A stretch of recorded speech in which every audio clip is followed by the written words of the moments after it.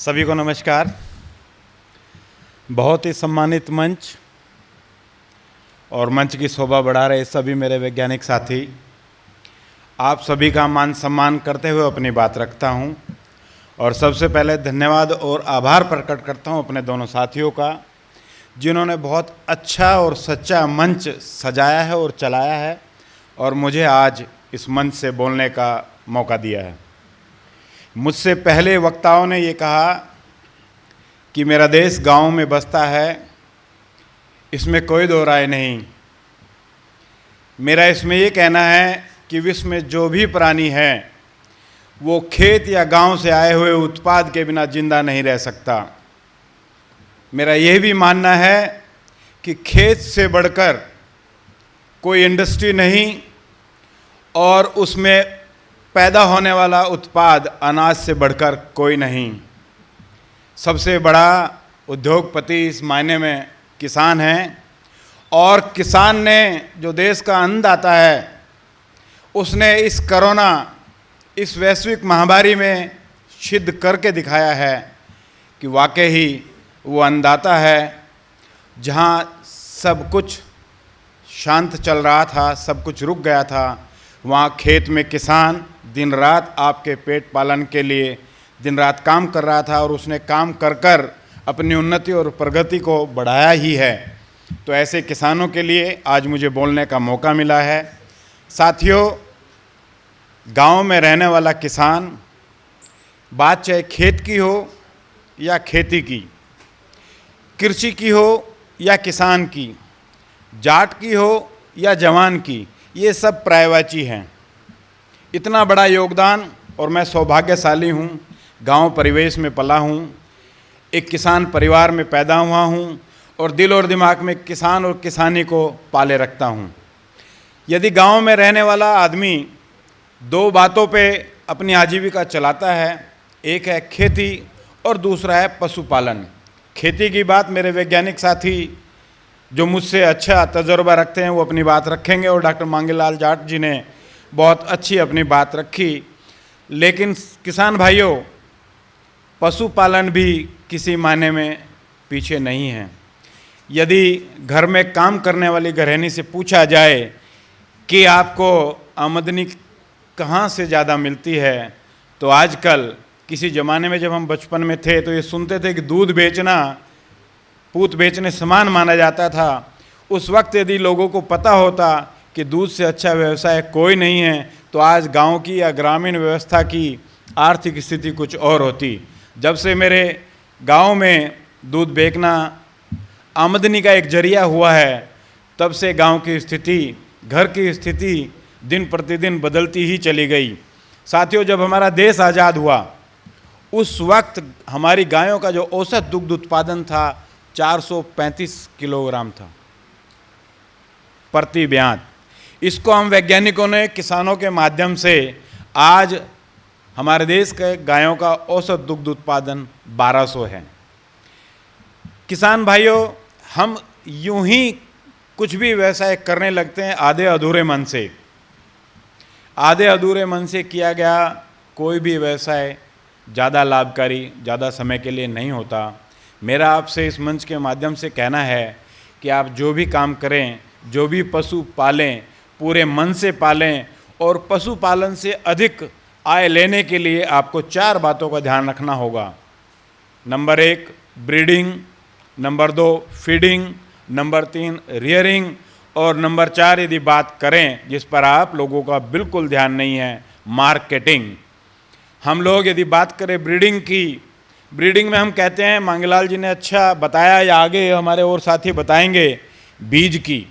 बीज साथियों नींव का काम करता है। यदि नींव एक बार अच्छी पड़ गई तो आगे आप कुछ भी उस पर घड़ लो, शानदार बनेंगे। पशुओं में भी नींव का बहुत बड़ा योगदान है, जिसको हम नस्ल बोलते हैं।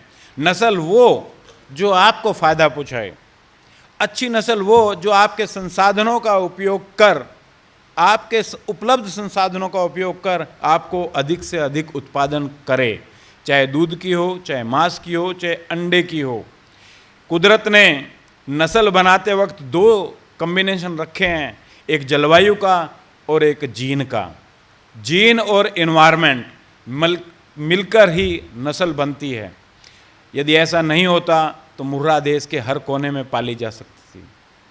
होल्स्टीन फ्रीजन हमारे देश में भी अच्छी चल सकती थी, लेकिन नहीं, कुदरत का एक नियम है, हर जीनोटाइप को हर एनवायरनमेंट के हिसाब से उसने पैदा किया है। हम कुदरत से ज़्यादा खिलवाड़ ना करें, हम जो भी व्यवसाय करें अपने संसाधनों को देख के करें, उतना ही पैर पसारें जितनी हमारी चादर है। मैं कई बार अपने राजस्थान भाइयों से कहता हूँ, किसानों से कहता हूँ कि साथियों, यहाँ मुर्रा नस्ल मत पालो। मुर्रा नस्ल के लिए बहुत अच्छा पानी, तालाब और हरा चारा की ज़रूरत है। वो हरियाणा की तरफ देख तो लेते हैं, मुर्रा ले आते हैं। राजस्थान यदि जाना जाता है तो अपनी गायों की नस्लों के कारण जाना जाता है, अपनी भेड़ बकरियों की संख्या और उनकी नस्लों के कारण जाना जाता है, क्योंकि राजस्थान की जो आजीविका है वो वर्षा आधारित है, पानी वहाँ पर बहुत कम होता है। तो ऐसी स्थिति में वहाँ का किसान गाय पाले, गाय भी अपनी देसी नस्ल की पालें, क्योंकि राजस्थान को ये सौभाग्य प्राप्त है कि देश की सबसे अच्छी गाय नस्लें, चाहे थारपारकर हो, साहिवाल हो, गिर हो, नागौरी हो, ये सब हमारे राजस्थान की है।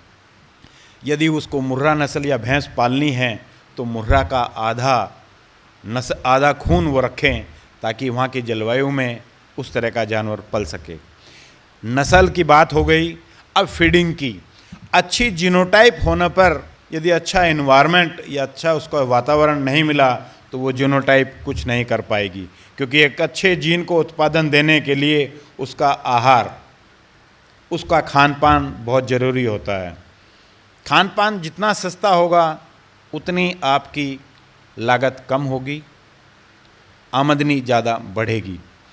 तीसरी बात आती है उसकी देखभाल की। जिस प्रकार सारे नियम जो आदमी के ऊपर नियम लागू होते हैं वही पशुओं के ऊपर लागू होते हैं। जिस प्रकार जितना आरामदायक व्यवस्था में हम रहकर उत्पादन करते हैं, काम करते हैं, इसी प्रकार पशु भी अच्छा आरामदायक, उसका अच्छा अपना घर हो, उसका अपना खूंटा हो, उसका अपना वातावरण हो, वो सब साफ़ सुथरा हो, मच्छर मक्खी से फ्री हो, उसको छाया की भी व्यवस्था हो, उसको धूप से बचने की व्यवस्था हो, उसको ठंड से और गर्मी से भी बचने की व्यवस्था हो। ऐसी व्यवस्था होने पर, अच्छा चारा होने पर अच्छी नस्ल अपना काम करती है।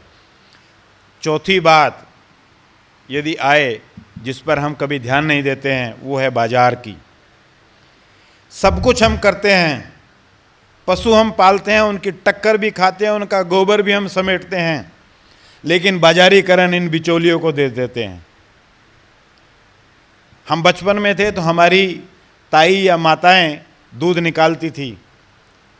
आज डॉक्टर साहब उन्होंने दूध की जगह दूधिया उनका दूध निकालते हैं और जितना वो बता देते हैं, साहब इतना दिया, उसी से काम चल जाता है। दूध वाला दूध निकालेगा, जितना बता देगा आप मान लेंगे, और जिस रेट वो बेच के आएगा, क्योंकि बाजार उसका है, रेट आप नहीं तय करेंगे, रेट वो तय करता है। मेरा आपसे इस मंच के माध्यम से कहना है कि सब कुछ आप कर रहे हैं, बाजार को भी आप संभालिए। अपने उत्पाद को आप स्वयं अपने अड़ोसी पड़ोसी के बच्चे के माध्यम से बाजार में उस उत्पाद को लेके जाएं।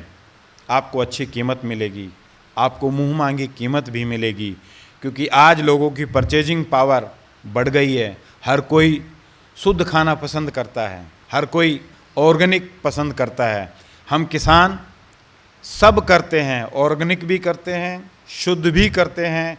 बीच में यदि कोई अशुद्धि और अकार्मिकता लाता है तो बिचौलिया लाता है, जिसके कारण हम और हमारे किसान बदनाम होते हैं। तो मेरा आपसे अनुरोध है कि आप अपना उत्पाद बनाइए और उस उत्पाद की आप मार्केटिंग भी करें, तो आपको निश्चित ही आय दुगनी या तिगनी होगी, ऐसा मेरा विश्वास है। एक और मैं कहना चाहूँगा कि एक ही व्यवसाय पर आप आधारित ना हो। आप खेती करें, खेती के साथ साथ पशु जरूर पालें, क्योंकि पशुपालन खेती के इस बाई प्रोडक्ट को बहुत अच्छे से यूटिलाइज करता है। ये दोनों एक तरह के साथी हैं। दूसरा, यदि आप पशु पाल रहे हैं तो कई तरह के पशु पालें। आप भैंस भी रखें, गाय भी रखें, और मैं तो मेरठ से आता हूँ, वहाँ भेड़ बकरी नहीं पाली जाती, कम पाली जाती है, राजस्थान के किसानों से मेरा कहना है कि आप भेड़ भी पालें, बकरी भी पालें, मुर्गी भी पालें, कुत्ते भी रखें, इंटीग्रेटेड अप्रोच आप अपनाएं। पता नहीं कौन सी बीमारी किस पशु को लेके बैठ जाए तो आपका दूसरा पशु जिंदा रहेगा, दूसरे को लेके बैठेगी तो आपको तीसरा पशु जिंदा रहेगा। कुछ न कुछ आपको हर वक्त आमदनी मिलती रहेगी और आप बिना साधन के अपने साधनों को देखते हुए ही पशुपालन का काम करें। आप वैज्ञानिक जो तकनीकियाँ हैं इसका प्रयोग करें। आज हर विज्ञान या ज्ञान आपके मोबाइल में, आपके कंप्यूटर पे उपलब्ध हैं। आप कुछ भी देख लें, देश में, विदेश में, हरियाणा में, पंजाब में या दक्षिण में, पशुपालन में या खेत में जो भी काम हो रहा है आपको वो वहाँ पर मिलेगा। आप जितनी भी ICAR की हमारी पुस्तक हैं वो हिंदी में भी हैं, इंग्लिश में भी हैं, बहुत से प्रयोग चल रहे हैं, उनके परिणाम भी आपको वेबसाइट पे मिल जाएंगे, आपको इंटरनेट के माध्यम से मिल जाएंगे। किसान भाइयों, आप परंपरागत ज्ञान के साथ नए नए तकनीकों का भी आप उसमें आवेश करें और निरंतर आप प्रगति करें। मैं पुनः अपने साथियों को बहुत बहुत धन्यवाद देता हूं कि उन्होंने मुझे यहाँ मौका दिया। ये अच्छा प्रयास है आप लोगों का। बात किसी न किसी रूप में हमारे एंड यूजर तक पहुँचनी चाहिए, हमारे अपने परिणाम किसान के खेत तक पहुँचने चाहिए, उसके दिलो दिमाग तक पहुँचने चाहिए।